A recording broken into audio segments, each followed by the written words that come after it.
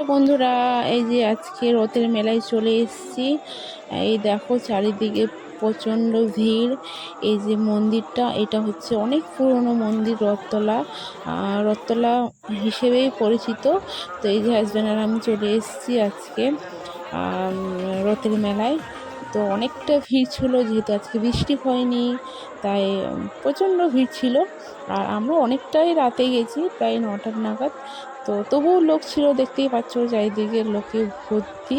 আর এই হলো মন্দির, রাধাকৃষ্ণ মন্দির। এখানে অনেক মানে রথের দিনেই মানে পুজোটা হয়। এই যে দেখো রাধাকৃষ্ণ। তো এই যে এখানে একটু পুজো দেওয়া হলো। পুজো দেওয়ার পর দেখতে পাচ্ছ এটা অনেক উপরে মন্দিরটা, তো উপর থেকে তুললাম, দেখো কত লোক রয়েছে। তো এখানে একটা নিয়ম, মানে আমি ছোটোবেলার থেকে দেখে আসছি, এখানে 3বার কিংবা 7বার চারিদিকে ঘুরতে হয়। তো 3 পাক আমরা ঘুরে এই যে এখন বসে রয়েছি। তো অনেকক্ষণ হাঁটাহাঁটি করার পর ভাবলাম চলো একটু বসি। তো এই যে সবাইকে দেখছি, সবাই ফোন নিয়ে ব্যস্ত রয়েছে, যে যার মতন ছবি তুলছে।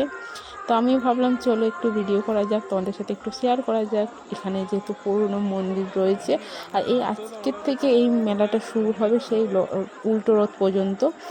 তো বেশি মানে মেলা হয় সোজা রথে আর উল্টো রথে।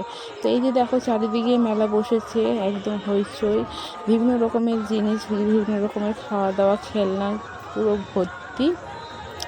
তো আমরাও ভাবলাম চলো চারিদিকে একটু ঘুরে নিই। দেখো পুরো ভর্তি। অনেকক্ষণ ঘোরাফেরার পর আমার প্রিয় খাবারের দিকে চোখে পড়লো। দেখো এই যে লিট্টি এখানে বিক্রি হচ্ছে, ভাবলাম চলো একটু লিট্টিটা খেয়ে নিই।